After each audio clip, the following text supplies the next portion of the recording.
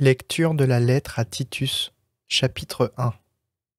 Paulos, serviteur d'Élohim, envoyé de Yeshua le Messie, pour l'adhérence des élus d'Élohim et la pleine connaissance de la vérité, dans la ferveur et l'espoir de la vie en pérennité, promise avant les temps, de pérennité par Élohim qui ne ment pas.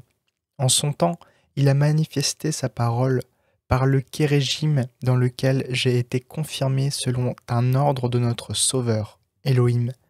À Titus, enfant légitime selon la commune adhérence, chérissement et paix d'Élohim, Père, et du Messie Yeshua notre Sauveur.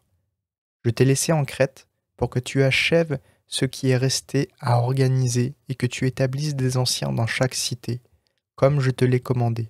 Quelqu'un d'irréprochable, marié à une seule femme, ayant des enfants qui adhèrent, non accusés de luxure ou insoumis. Oui, le préposé doit être sans reproche, comme un économe d'Élohim, ni fat, ni irascible, ni buveur, ni querelleur, ni cupide, mais hospitalier, ami du bien, sensé, juste, consacré, maître de soi, attaché à la parole d'adhérence, selon l'enseignement, capable à la fois d'exhorter par l'enseignement saint et de refuser les contradicteurs. Oui, il y a beaucoup d'insoumis, de vains parleurs, de trompeurs, spécialement parmi ceux de la circoncision.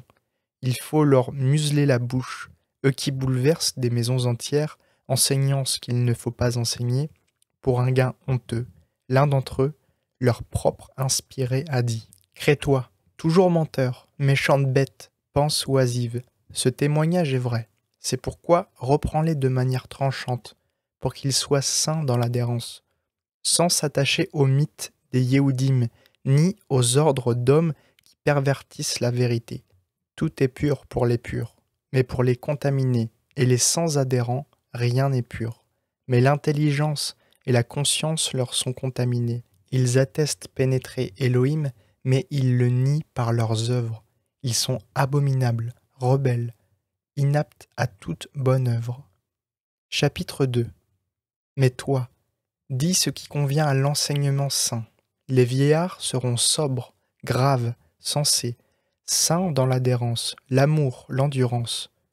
Les vieilles auront aussi une conduite respectable, ni semeuses de troubles, ni asservies au vin, mais enseignant le bien, pour entraîner les jeunes femmes à chérir mari et enfants, sensées, chastes, femmes d'intérieur, bonnes, soumises à leur mari, de peur que la parole d'Élohim ne soit blasphémée. Exhorte de même les jeunes gens à être sensés. En tout, toi-même l'exemple de belles œuvres. Dans l'intégrité de l'enseignement, la gravité, la parole saine et irréprochable, pour que le contradicteur soit confus, n'ayant rien à dire de mal contre nous. Les esclaves doivent être soumis en tout à leur propre maître. Leur être agréable sans les contredire, sans rien détourner, en montrant au contraire une parfaite adhérence, pour qu'ils fassent honneur en tout à l'enseignement de notre Sauveur Élohim. Oui, le chérissement d'Élohim, cause du salut de tous les hommes, est apparu.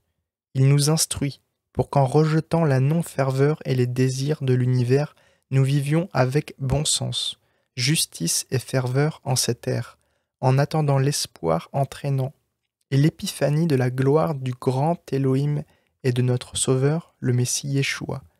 Il s'est donné lui-même pour nous racheter de toute non-Torah et purifier un peuple qu'il s'est personnellement acquis, zélé pour les belles œuvres. Dis cela, exhorte, reprends en toute autorité, que personne ne te méprise. Chapitre 3. Rappelle-leur de se soumettre au chef nanti d'autorité, d'obéir, d'être prêt à toute bonne œuvre, ne blasphémer contre personne, être sans querelle, affable, démontrant de l'humilité envers tous les hommes. Oui, nous aussi nous étions naguère insensés, désobéissants, errants, esclaves de divers désirs et plaisirs, vivant dans le mal et l'envie, haïssables, nous détestant les uns les autres.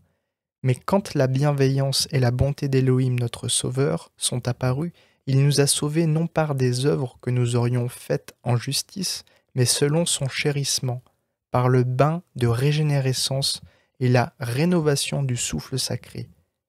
Il l'a répandu sur nous avec richesse, par Yeshua le Messie notre Sauveur, pour que, justifiés par son chérissement, nous devenions héritiers selon l'espoir de la vie en pérennité. Ces paroles d'adhérence est en cela je désire que tu sois ferme, pour que ceux qui adhèrent à Elohim pensent à exceller dans les belles œuvres. Cela est beau et utile aux hommes. Mais les folles discussions, généalogies, querelles, disputes sur la Torah, fuis-les. Oui, elles sont inutiles et vaines. L'homme hérétique, après un, puis deux avertissent.